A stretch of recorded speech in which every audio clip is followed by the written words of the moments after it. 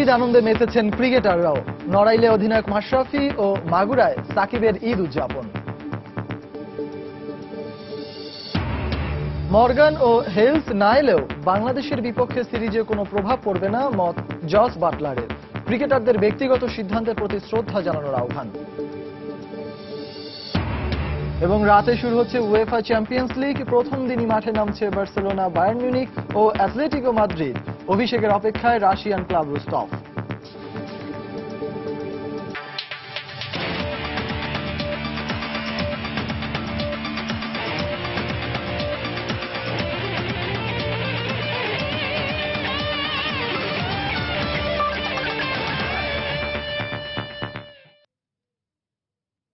মাঠের খেলা আর মাঠের বাইরে খেলা নিয়ে উত্তেজনা, এসব নিয়ে আমাদের নিয়মিত আয়োজন খেলার সময়।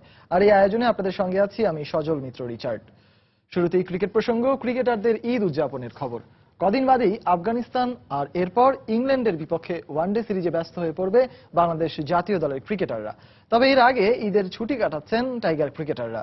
সবাই গ্রামের বাড়িতে পরিবার পরিজনের সঙ্গে ঈদ উল আজহা উদযাপন করেছেন। জেলা প্রতিনিধিদের পাঠানো তথ্য ছবিতে জাতীয় দলের ক্রিকেটারদের ঈদ উদযাপনের বিস্তারিত থাকছে এবারের প্রতিবেদনে। জাতীয় দলের ওয়ানডে অধিনায়ক মাশরাফি বিন মর্তুজা এবার ঈদুল আজহা উদযাপন করেছেন নড়াইলে। বাবা গোলাম মর্তুজা, পুত্র সাহেল বিন মর্তুজা, কন্যা হুমায়রা, ছোট ভাই মুরসালিন বিন মর্তুজা সহ পরিবার ও বন্ধু বান্ধবদের সঙ্গে নিয়ে নড়াইল কেন্দ্রীয় ঈদগাহে ঈদুল আজহার নামাজে অংশ নেন জাতীয় ক্রিকেট দলের ওয়ানডে ও টি-20 অধিনায়ক মাশরাফি। নামাজ শেষে আত্মীয় স্বজন, বন্ধু ও এলাকাবাসীর সাথে কোলাকুলি ও ঈদের শুভেচ্ছা বিনিময় করেন টাইগার অধিনায়ক। বগুড়ায় নিজ গ্রামের বাড়িতে ঈদ উদযাপন করেছেন জাতীয় ক্রিকেট দলের টেস্ট অধিনায়ক মুশফিকুর রহিম। বগুড়ার মাটিডালিতে পরিবারের সদস্য ও আত্মীয়দের সঙ্গে ঈদের নামাজ আদায় করেন টেস্টে বাংলাদেশের প্রথম ডাবল সেঞ্চুরিয়ান। নামাজ শেষে ছোট বড় সবার সাথে কোলাকুলি ও ঈদের শুভেচ্ছা বিনিময় করেন মুশফিক। এ সময় শুভেচ্ছা জানানোর পাশাপাশি আসন্ন সিরিজগুলোতে বাংলাদেশ ক্রিকেট দলের জন্য সবার কাছে দোয়া প্রার্থনা করেন তিনি। শুধু পরিবার না, এখানে আমাদের আত্মীয় স্বজন, এখানে আরো বড় গুরুজনরা আছেন, তো আমাদের সবার জন্য দোয়া রাখবেন। সামনে আমাদের অনেক খেলা আছে, তো ইনশাল্লাহ যেন আমরা ভালো মতো খেলতে পারি ইনশাল্লাহ। এদিকে মাগুরার নোমানী ময়দানে ঈদুল আজহার নামাজ আদায় করেছেন বিশ্বসেরা allrounder Shakib Al Hasan. Caribbean premier লিগে খেলার কারণে গেল ঈদ দেশে উদযাপন করতে পারেননি সাকিব। তবে এবার ছুটি পেয়ে মাগুরা গেছেন এই অলরাউন্ডার। বাবা হবার পর এবারই প্রথম মেয়ে অব্রির সাথে ঈদ উদযাপন করেছেন সাকিব। বন্ধু ও পরিবারের সদস্যদের সঙ্গে শহরের সবচেয়ে বড় ঈদের জামাতে নামাজ আদায় করেন তিনি। নামাজ শেষে উপস্থিত মুসল্লিদের সাথে কোলাকুলি ও ঈদের শুভেচ্ছা বিনিময় করেন বিশ্বসেরা অলরাউন্ডার সাকিব। সবাইকে ঈদুল আজহার শুভেচ্ছা, ঈদ মোবারক সবাইকে। আশা করি এই ঈদ সবার অনেক আনন্দে এবং পরিবারের সাথে ভালোভাবে কাটবে। আমার জন্য দোয়া করবেন, বাংলাদেশ ক্রিকেটের জন্য দোয়া করবেন, আর সবাই ভালো থাকুন। কাটার মাস্টার মুস্তাফিজুর রহমান সাতক্ষীরায় পরিবারের সঙ্গে ঈদ পালন করেছেন। কালীগঞ্জ উপজেলার তেতুলিয়া গ্রামের পূর্বপাড়া জামে মসজিদ মাঠে ঈদুল আজহার নামাজ আদায় করেন তিনি। নামাজ শেষে পরিবার পরিজন বন্ধুদের সঙ্গে ঈদের শুভেচ্ছা বিনিময় করেন মুস্তাফিজ। সাজিদ মুস্তাহিদ, সময় সংবাদ। ইয়ন মর্গান ও অ্যালেক্স হেলসের বাংলাদেশ সফরে না আসার সিদ্ধান্ত দলে কোনো প্রভাব ফেলবে না, এমনটাই বিশ্বাস ইংলিশদের ওয়ানডে অধিনায়ক জস বাটলারের। এদিকে বাংলাদেশে না আসার ঘোষণা দেওয়ার পর থেকেই চারিদিক থেকে সমালোচনায় জর্জরিত হচ্ছেন মর্গান। কিন্তু এমন অবস্থায় মর্গানের পাশেই থাকছেন বাটলার। নিরাপত্তা ইস্যুতে প্রত্যেক ক্রিকেটারের স্বাধীনভাবে সিদ্ধান্ত নেওয়ার সুযোগ থাকা উচিত বলেও মনে করেন তিনি। যেখানে একজন অধিনায়ক হিসাবে মর্গানের উচিত ছিল দলকে সামনে থেকে নেতৃত্ব দেয়া, সেখানে নিরাপত্তার অজুহাতে বাংলাদেশ সফরে নিজের নাম প্রত্যাহার করলেন তিনি। তাই মর্গানের এমন সিদ্ধান্ত স্পষ্টতই ভালোভাবে নেয়নি দেশটির ক্রিকেট বোর্ড ও সাবেক ক্রিকেটাররা। সঙ্গে ইংলিশ মিডিয়ার বড় একটি অংশ প্রশ্ন তুলেছে, পরবর্তী সিরিজে অধিনায়ক থাকছেন তো মর্গান, তবে কিছুটা অপ্রত্যাশিতভাবে ওয়ানডে দলের দায়িত্ব পাওয়া জস বাটলার মনে করেন মর্গানের কাঁধেই থাকবে ওয়ানডে দলের দায়িত্ব। আমি বিশ্বাস করি দলে ফিরেই ও আবার অধিনায়কের দায়িত্ব তুলে নেবে। তার নেতৃত্বে গেল 18 মাসে দলটা অসাধারণ উন্নতি করেছে। সে এখনো এই দলের অধিনায়ক। দলের দুই সিনিয়র ক্রিকেটারের বাংলাদেশ সফরে না আসার সিদ্ধান্ত এই সিরিজে তেমন কোনো প্রভাব ফেলবে না, এমনটাই বিশ্বাস তার। আমরা খুবই ঐক্যবদ্ধ একটি দল। এখানে প্রত্যেকের ভালো বন্ধু। আমার মনে হয় না তাদের না আসার সিদ্ধান্ত দলকে খুব বেশি ভোগাবে। আগামী বছর দেশের মাটিতে চ্যাম্পিয়ন্স ট্রফি, এর 1 বছর পরেই বিশ্বকাপ। এ নিয়ে আমরা একসঙ্গে কাজ করে যাচ্ছি এবং ড্রেসিং রুমে সবাই মিলে ট্রফি উদযাপনের জন্য মুখিয়ে আছি। এদিকে বাংলাদেশ সফরে নিজের নিরাপত্তা নিয়ে কোনো শঙ্কা দেখছেন না বাটলার। সঙ্গে আবারও আস্থা রাখলেন নিরাপত্তা প্রতিনিধি রেক ডিকাসনের প্রতি।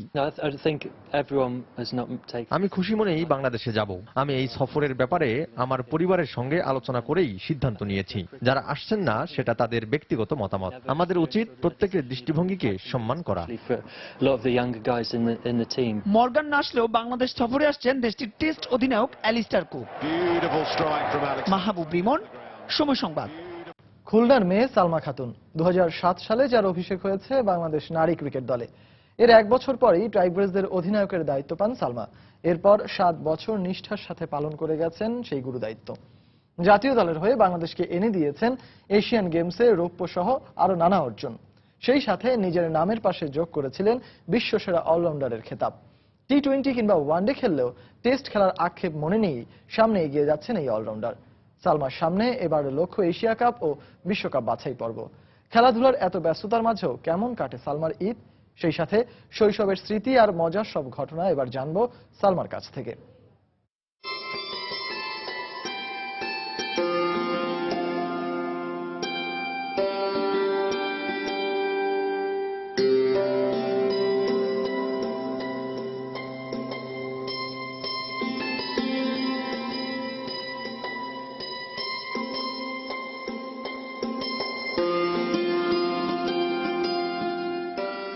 ঈদটা কেমন কাটে তোমার?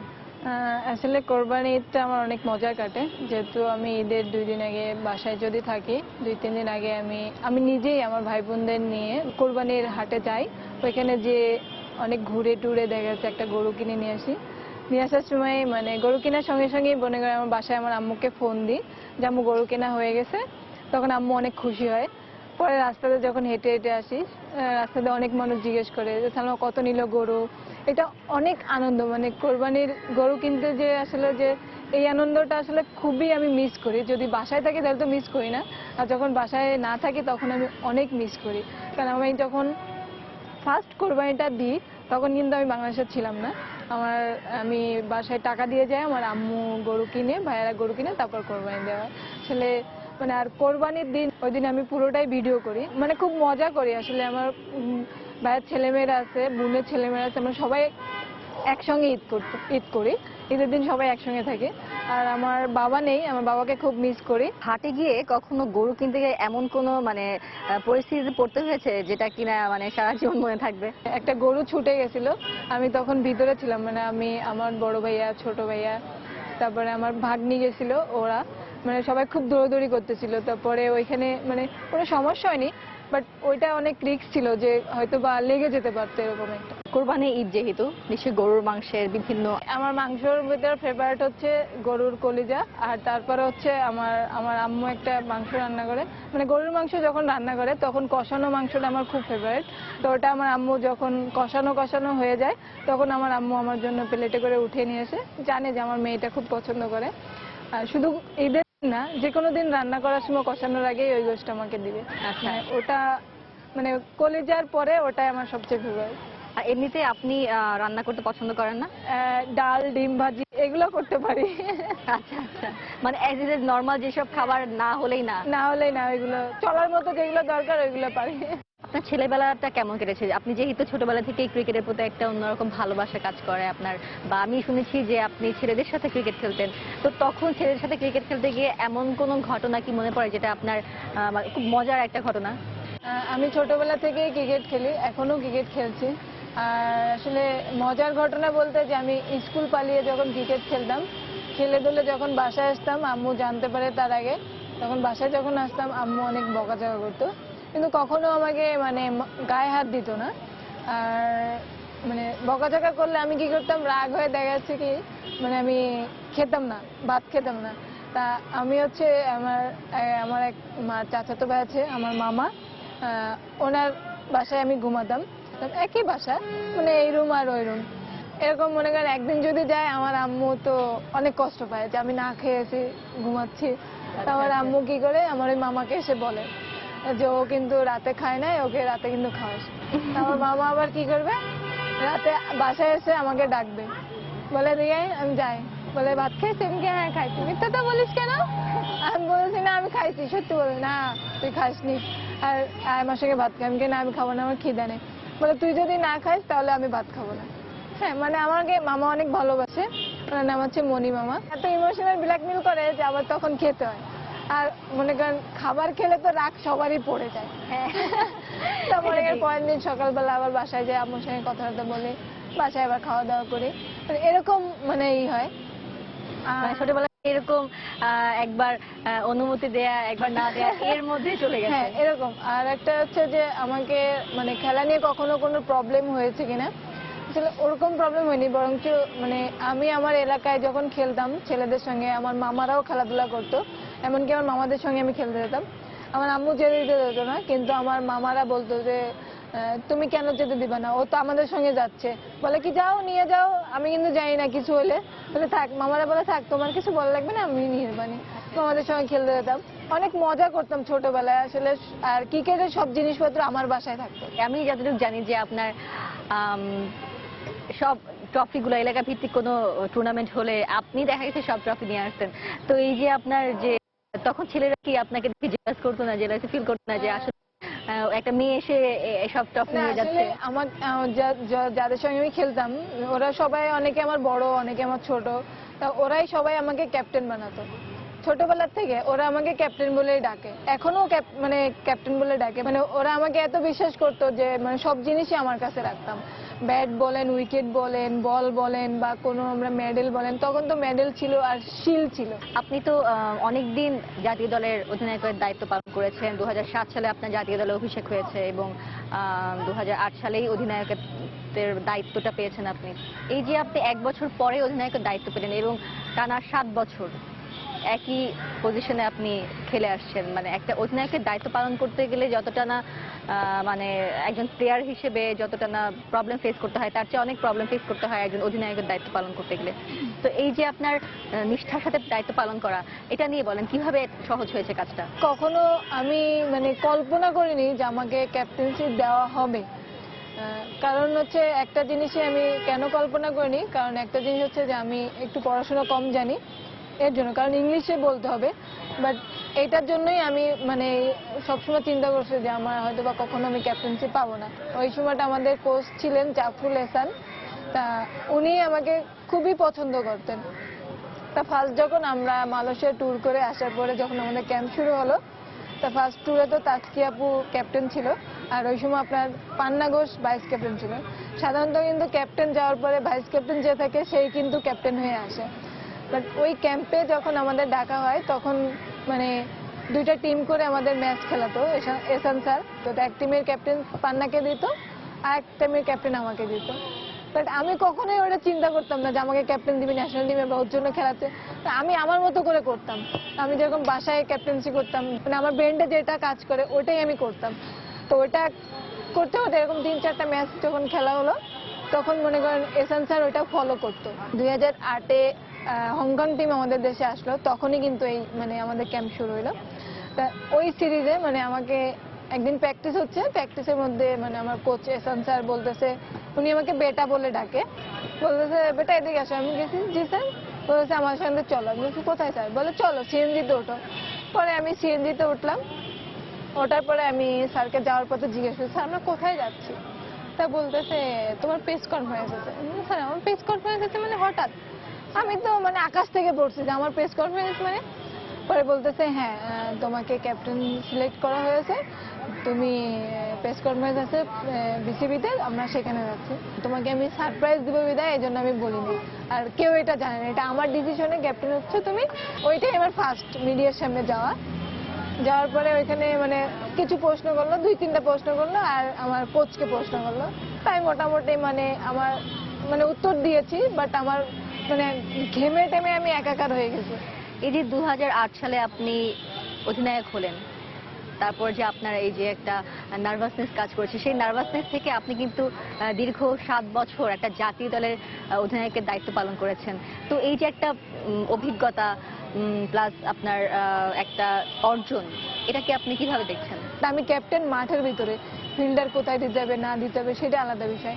বাট আমার কাছে মনে হয়েছে যে আমি আমার দেশের জন্য খেলতে আসছি, আমার দেশকে কিছু দিতে হবে, আমি সেটা নিয়েই মাঠে সবসময় নামতাম, আর সেটাতেই আমি সাকসেসফুল হতাম, আর এখনো আমি সেটাতেই নামি আর সেটাতেই সাকসেসফুল হয়। আপনারা এশিয়ান গেমসে চীনকে হারিয়ে রূপা জিতেছেন এবং বাংলাদেশের নারী ক্রিকেটে এটা অনেক বড় একটা অর্জন। আপনার নেতৃত্বে, আপনার অলরাউন্ডিং পারফরমেন্সে যে বাংলাদেশ এত বড় একটা অর্জন, যোগ্যতা অর্জন করেছে বা একটা শিরোপা অর্জন করেছে, এটাকে আপনি কিভাবে নিচ্ছেন? না আসলে অনেক ভালো একটা অনুভূতি, অনেক আনন্দ ছিল, যেহেতু যে আমার নেতৃত্বে আমরা ওডিআই স্ট্যাটাস পেয়েছি, আমার প্রথম নেতৃত্বেই আমরা ফার্স্ট এশিয়ান গেমসেই আমরা রৌপ্য অর্জন করেছি এবং দ্বিতীয় এশিয়ান গেমসেও কিন্তু আমরা রৌপ্য নিয়ে আসছি, সেটাও আমার অধীনে ছিল। তো ওই বিষয়গুলো আসলে অনেক খুশির একটা দিন ছিল, এগুলো আমার আসলে যে মানে বলে বোঝানো যাবে না।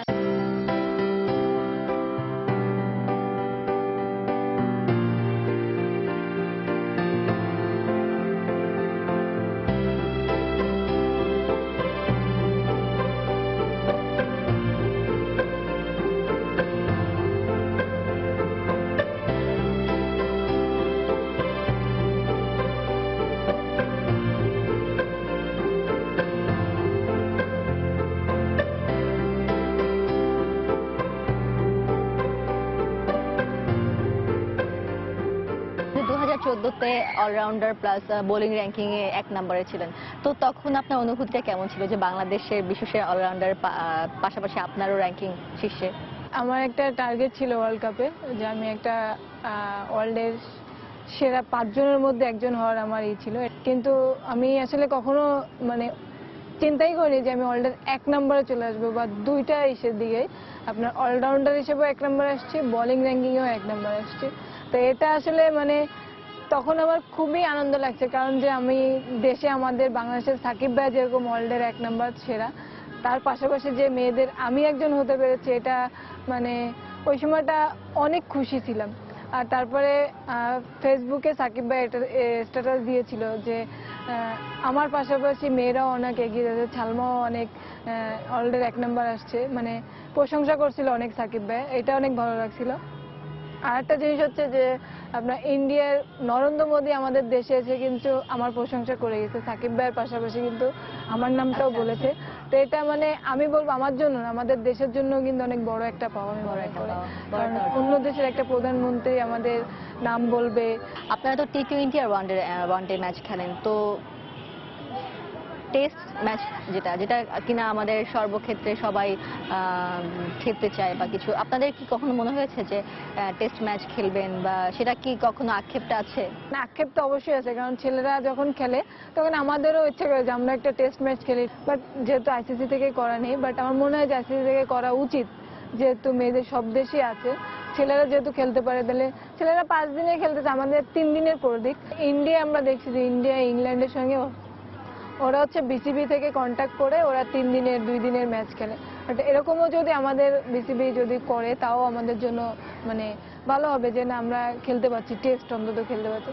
বাট সবচেয়ে আমার বেশি লাগে যে আমার টেস্টের একটা গেঞ্জি ক্যাপ, এটা আমার খুব এটা জার্সি থাকবে, মানে এটা আমি খুব করি যে আসলে আমার যদি একটা থাকতো তাহলে আমি ঘরে সাজিয়ে রাখতাম। এইবার তো আয়ারল্যান্ড সিরিজে আপনি যতটুকু মানে আপনার কাঁধের ইনজুরি যেটা আপনার হয়েছে সেটা কতটুকু সিরিয়াস? অনেক বড়ও না অনেক ছোটও না, বাট আমার এটা যতটুকু ইনজুরি আছে এখন, ওটা নিয়ে যদি আমি খেলতে যাই অবশ্যই আমি খেলতে পারবো, বাট কিন্তু আমি খেললে দেখা যাচ্ছে ওর থেকে বেশি ইনজুরি আমার হয়ে যেতে পারে। সামনে তো এশিয়া কাপ, সামনে Asia cup, world cup qualify আছে, আবার হয়তোবা সাউথ আফ্রিকা আসতে পারে, এরকম অনেকগুলো ম্যাচ আছে ঈদের পরে আমাদের, এর জন্যই আমরা রিস্ক নিইনি।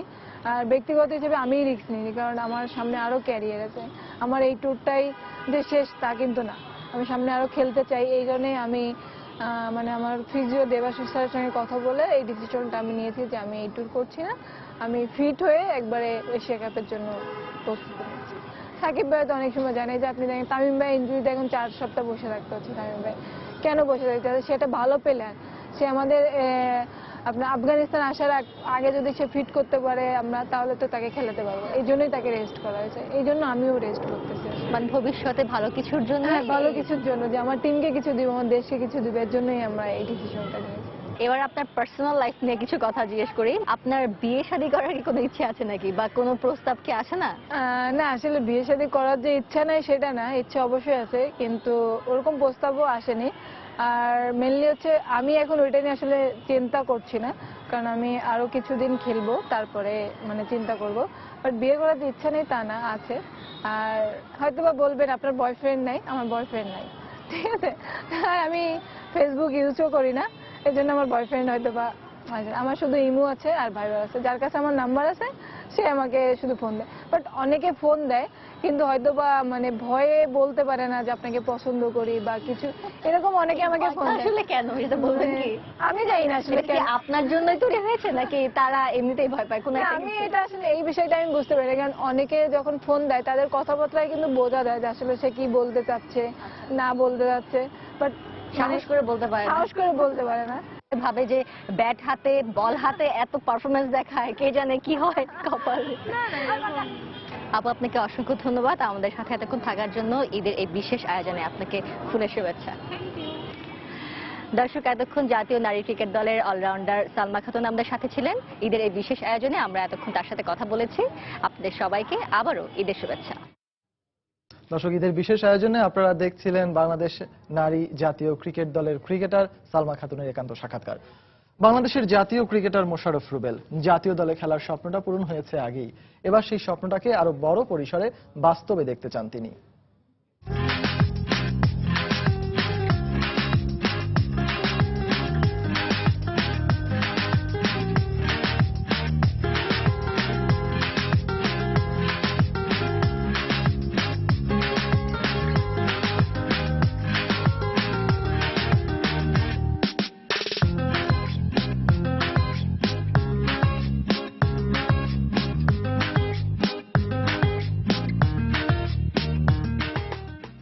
দর্শক, খেলার সময়ের এই বিশেষ আয়োজনে ঈদের দ্বিতীয় দিন দুপুর 1টায় এবং রাত 12টায় থাকছে জাতীয় দলের ক্রিকেটার মোশাররফ হোসেন রুবেলের একান্ত সাক্ষাৎকার।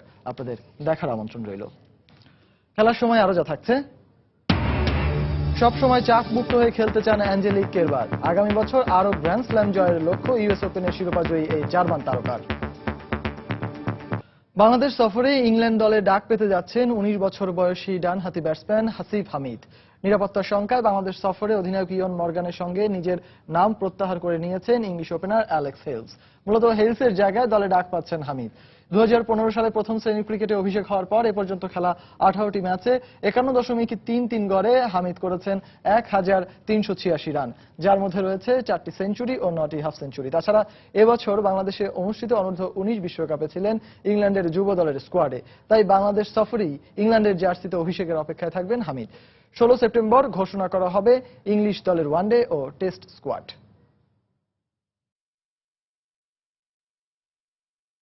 উয়েফা চ্যাম্পিয়ন্স লিগের খবর। আজ রাতে শুরু হচ্ছে ইউরোপের ঘরোয়া ফুটবল ক্লাবগুলোর সবচেয়ে বড় আসর চ্যাম্পিয়ন্স লিগ। প্রথম দিনই মাঠে নামছে জায়ান্ট ক্লাবগুলো। চ্যাম্পিয়ন্স লিগের 25তম আসরের প্রথম ম্যাচে ন্যু ক্যাম্পে সেল্টিকের মুখোমুখি হবে বার্সেলোনা। আরেক ম্যাচে এতিহাদ স্টেডিয়ামে বরুসিয়া মনশেনগ্লাডবাখের বিপক্ষে লড়বে ইংলিশ জায়ান্ট ম্যানচেস্টার সিটি। সবগুলো ম্যাচই শুরু হবে রাত 1:45টায়। উয়েফা চ্যাম্পিয়ন্স লিগ যেন এক ঝলমলে তারার মেলা, ইউরোপের সেরা ফুটবল ক্লাবগুলোর শ্রেষ্ঠত্ব প্রমাণের মঞ্চ। গেল মৌসুমে লা লিগার শিরোপা জিতলেও চ্যাম্পিয়ন্স লিগের কোয়ার্টার ফাইনাল থেকে ছিটকে গিয়েছিল স্প্যানিশ জায়ান্ট বার্সেলোনা। অ্যাটলেটিকো মাদ্রিদের কাছে কোয়ার্টার ফাইনালে সে হার আজও দগদগে ক্ষত কাতালানদের হৃদয়ে। সে ব্যর্থতা ঝেড়ে ফেলে আবার যুদ্ধ জয়ের নতুন মিশন বার্সার সামনে। চ্যাম্পিয়ন্স লিগের নতুন মৌসুম শুরুর আগে আঘাতে জর্জরিত কাতালান শিবির। লা লিগায় প্রথম 2 ম্যাচ জিতলেও তৃতীয় ম্যাচেই তাদের হারের লজ্জায় ডুবিয়েছে এবারই প্রথম লা লিগায় খেলতে আসা আলাভেস। পুরো দলকে এক সুতোয় গেঁথেও হারের লজ্জা এড়াতে পারেননি এনরিক। তাই সেল্টিক বধের আগে ফুটবলারদের হারানো আত্মবিশ্বাস ফেরানোটাই বড় চ্যালেঞ্জ তার সামনে। পথা শামুকে পা কাটায় এবার আর সেল্টিকের বিপক্ষে সে পথে হাঁটতে নারাজ বার্সেলোনা। তাই সে একাদশ নিয়েই মাঠে নামতে চান কোচ। ইনজুরি কাটিয়ে আলাভেসের বিপক্ষে দ্বিতীয়ার্ধে মাঠে নামলেও খুব একটা কারিশমা দেখাতে পারেননি দলের প্রাণভোমরা লিওনেল মেসি। এ ম্যাচে তাই আক্রমণ ভাগে 3 ত্রয়ী মেসি, নেইমার ও সুয়ারেজকে শুরু থেকে নামানোর পরিকল্পনা কোচ এনরিকের। চ্যাম্পিয়ন্স লিগের গেল 11 মৌসুমে 4বারই শিরোপা আছে বার্সেলোনার, যে রেকর্ড নেই অন্য কোনো দলের। স্কটিশ ক্লাবটির চেয়ে পরিসংখ্যানে বেশ এগিয়ে আছে তারা। এখন পর্যন্ত চ্যাম্পিয়ন্স লিগে 2 দলের 8 বারের দেখায় 6 বারে জিতেছে বার্সেলোনা। একটি ম্যাচে সেল্টিকের কাছে হার আর এক ম্যাচ হয়েছে draw. English giant Manchester city 122 বছর আগে ম্যানচেস্টার শহরে জন্ম নেয়া এই ক্লাবটি ঘরোয়া ফুটবলের সাম্রাজ্যের আসনে বসেছে 4 বার। কিন্তু চ্যাম্পিয়ন্স লিগে বড্ড অসহায় সিটিজেনরা। এখন পর্যন্ত শিরোপা তো দূরে থাক, ফাইনালের মঞ্চেও জায়গা হয়নি। গেল মৌসুমে ইতিহাস গড়ে সেমিফাইনালে উঠলেও আসরের সবচেয়ে বেশিবারের চ্যাম্পিয়ন রিয়াল মাদ্রিদের কাছে হেরে স্বপ্নভঙ্গ হয়েছে সিটিজেনদের। তবে এবার নতুন কান্ডারি হয়ে পেপ গার্দিওলা দায়িত্ব নেওয়ার পরই একরকম উঠছে ম্যানচেস্টার সিটি। বরুশিয়া মনশেনগ্লাডবাখের বিপক্ষে নামার আগে আত্মবিশ্বাসের তুঙ্গে আছে সিটিজেনরা, কারণ মাত্রই ম্যানচেস্টার ডার্বিতে চিরপ্রতিদ্বন্দ্বী ম্যানচেস্টার ইউনাইটেডকে হারিয়েছে তারা। হোসে মরিনহোর দলকে হারানোর পর চ্যাম্পিয়ন্স লিগেও সে ধারাবাহিকতা ধরে রাখার চ্যালেঞ্জ এখন গার্দিওলার সামনে। দলে কোনো ইনজুরি সমস্যাও নেই। চ্যাম্পিয়ন্স লিগের গেল মৌসুমে গ্লাডবাখের সঙ্গে গ্রুপ পর্বে দেখা হয়েছিল সিটির, সেবার সিটিজেনদের কাছে হেরেছিল জার্মান ক্লাবটি। পারভিন আক্তার, সময় সংবাদ। প্রথম দিনই মাঠে নামতে যাচ্ছে এবারের আসরের ডেথ গ্রুপ খ্যাত ডি গ্রুপের 4টি দল। ঘরের মাঠ অ্যালিয়াঞ্জ অ্যারেনায় 5 বারের চ্যাম্পিয়ন বায়ার্ন মিউনিখ মুখোমুখি হবে প্রথমবারের মতো চ্যাম্পিয়ন্স লিগের মূল পর্বে খেলা রাশিয়ান ক্লাব এফসি রুস্তভের। অন্য ম্যাচে গেলবারের রানার্স আপ অ্যাথলেটিকো মাদ্রিদের প্রতিপক্ষ ডাচ লিগের বর্তমান চ্যাম্পিয়ন পিএসভি আইনধভেন। এছাড়া পিএসজি লড়বে ইংলিশ ক্লাব আর্সেনালের। ম্যাচগুলো শুরু হবে রাত 1:15টায়। শুধু ইউরোপ না, বিশ্বের অন্যতম সেরা ফুটবল ক্লাবগুলোর একটি বায়ার্ন মিউনিখ 2012-13 মৌসুমে নিজেদের পঞ্চম ইউরোপের ক্লাব শ্রেষ্ঠত্বে শিরোপা জয়ের পর গেল 3 আসরেই সেমিফাইনাল খেলেছে জার্মান জায়ান্টরা। কিন্তু বার্সাকে 2টি চ্যাম্পিয়ন্স লিগ এনে দিলেও পেপ গার্দিওলার অধীনে গেল 3 মৌসুম মিউনিখের শোকেসে ওঠেনি মর্যাদার এই মহাদেশীয় শিরোপা। তবে এবার বাভারিয়ানদের দায়িত্বে আছেন চ্যাম্পিয়ন্স লিগ ইতিহাসের সেরা ম্যানেজার কার্লো অ্যানচেলোত্তি। অন্তত কাগজ কলমের হিসেবে তা বলাই যায়, কারণ বাভারিয়ানদের প্রতিপক্ষ রাশিয়ান ক্লাব এফসি রুস্তভ। কোন পার ফুটবল ভক্ত হয়তো কখনো শোনেননি এই ক্লাবের নাম। ক্লাবটি সম্পর্কে জানতে সাহায্য নিতে হবে গুগলের। তার উপর ইতিহাসও খুব একটা সহায় না রুস্তভের, কেননা চ্যাম্পিয়ন্স লিগ ইতিহাসে আজ অব্দি কোন রুশ ক্লাব বায়ার্নকে হারাতে পারেনি। তাছাড়া বায়ার্ন মিউনিখে আছেন লেভানডস্কি, রিবেরি, রোবেনদের মতো তারকা ফুটবলাররা। গোলমেশিন রবার্ট লেভানডস্কি এরই মধ্যে 4 ম্যাচে 7 গোল করে জানাচ্ছেন গোলের জন্য কতটা ক্ষুধার্ত তিনি। অন্যদিকে রাশিয়ান ঘরোয়া ফুটবলে রুস্তভের উত্থানটা বিস্ময়কর। গেল মৌসুমে অল্পের জন্য রাশিয়ান লিগ শিরোপা হাতছাড়া হলেও ঠিকই চ্যাম্পিয়ন্স লিগের প্লে অফে জায়গা করে নেয় ক্লাবটি। বাছাই পর্বে 2 ধাপে তারা হারিয়েছে অ্যান্ডারলেক্ট ও আয়াক্সের মতো ক্লাবকে। এবার চ্যাম্পিয়ন্স লিগ অভিষেকে প্রতিপক্ষ বায়ার্ন মিউনিখের মতো পরাক্রমশালী ক্লাব হলেও ভালো কিছু করতে মুখিয়ে আছে রুস্তভ। ডি গ্রুপের আরেক ম্যাচে ডাচ লিগ চ্যাম্পিয়ন পিএসভি আইনধভেনের বিপক্ষে লড়বে চ্যাম্পিয়ন্স লিগের বর্তমান রানার্স আপ অ্যাথলেটিকো মাদ্রিদ। গেল 3 আসরে 2 বার ফাইনাল খেললেও 2 বারই নগদ প্রতিদ্বন্দ্বী রিয়ালের কাছে হেরে শিরোপা বঞ্চিত থাকতে হয় রোজি ব্ল্যাঙ্কোসদের। তবে সেই স্মৃতি ভুলে নতুন উদ্যমে অধরা ট্রফি জয়ের মিশন শুরু করতে চায় দিয়েগো সিমিওনের দল। যদিও মৌসুমের শুরুটা খুব একটা ভালো হয়নি অ্যাথলেটিকোর। লা লিগায় প্রথম 2 ম্যাচ ড্র করার পর তৃতীয় ম্যাচে এসে জয়ের দেখা পেয়েছে তারা। সেই সঙ্গে জোড়া গোল করে ছন্দে ফেরার ইঙ্গিত দিয়েছেন ফ্রেঞ্চ ফরওয়ার্ড আঁতোয়া গ্রিজমান। এছাড়া পিএসভির বিপক্ষে কখনো হারেনি অ্যাথলেটিকো। মুখোমুখি 4 বারের দেখায় 3টিতেই জয় রোজি ব্ল্যাঙ্কোসদের। তবে গেল মৌসুমে অ্যাথলেটিকোর কাছে হেরেই দ্বিতীয় রাউন্ড থেকে বিদায় নিতে হয় পিএসভিকে। ডাচ চ্যাম্পিয়নরা তাতেই আছে সেই হারের প্রতিশোধ নিতে। সাজিদ মুস্তাহিদ, সময় সংবাদ। নিজেকে আর নতুন করে প্রমাণ করার কিছু নেই বলেই জানালেন সদ্য নারী এককে ইউএস ওপেন জয়ী তারকা অ্যাঞ্জেলিক কেরবার। এবছর রিও অলিম্পিকে রৌপ্য ও ইউএস ওপেনের শিরোপা জয়ের পর মঙ্গলবার সংবাদ সম্মেলনে এমনটাই জানিয়েছেন কেরবার। টেনিসের সাম্প্রতিক সময় মানেই নারী এককে বিশ্বের বুকে সেরেনা উইলিয়ামসের একক আধিপত্য। সেই আধিপত্যের অবসান হয়েছে এবারের ইউএস ওপেন টেনিসে। সেরেনার বাধা টপকে টেনিসের নারীদের এককে বিশ্ব দেখেছে নতুন চ্যাম্পিয়ন, আর তিনি হলেন জার্মান তারকা অ্যাঞ্জেলিক কেরবার। শুধু ইউএস ওপেনের শিরোপাই নয়, সেরেনাকে হটিয়ে নারীদের র্যাঙ্কিংয়ে শীর্ষস্থানটাও বাগিয়ে নিয়েছেন তিনি। এবছরই তার ক্যারিয়ারে সবচেয়ে সুসময় কেটেছে। দুটি গ্র্যান্ড স্ল্যামের মালিক এই জার্মান টেনিস কন্যা সেগুলো সবগুলোই জিতেছেন এবছরে। অস্ট্রেলিয়ান ওপেনের শিরোপা জয়ের পর রিও অলিম্পিকে জিতেছেন রৌপ্য, আর বছরের শেষটায় তো ইউএস ওপেনের শিরোপা ঘরে তুলে জানিয়েই দিলেন টেনিস বিশ্বের নতুন পরাশক্তি তিনি।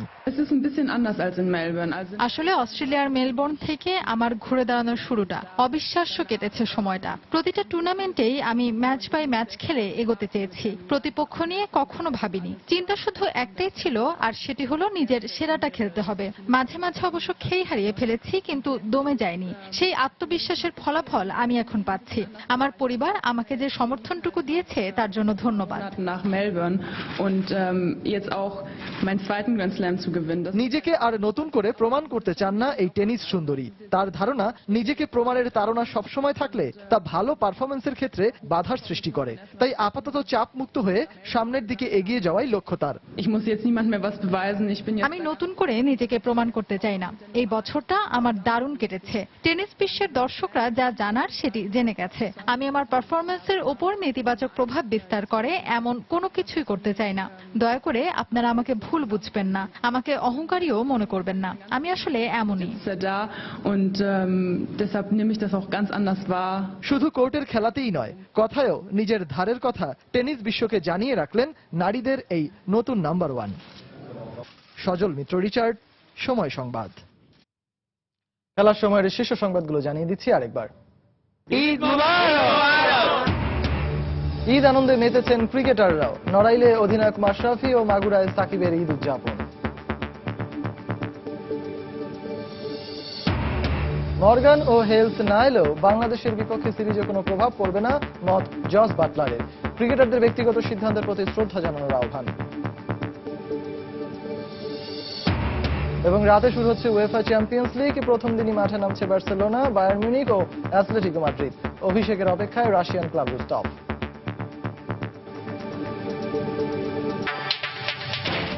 দর্শক, এই ছিল খেলার সময়ের এখনকার আয়োজন। যে কোনো খবর পেতে ভিজিট করুন সময়নিউজ.tv।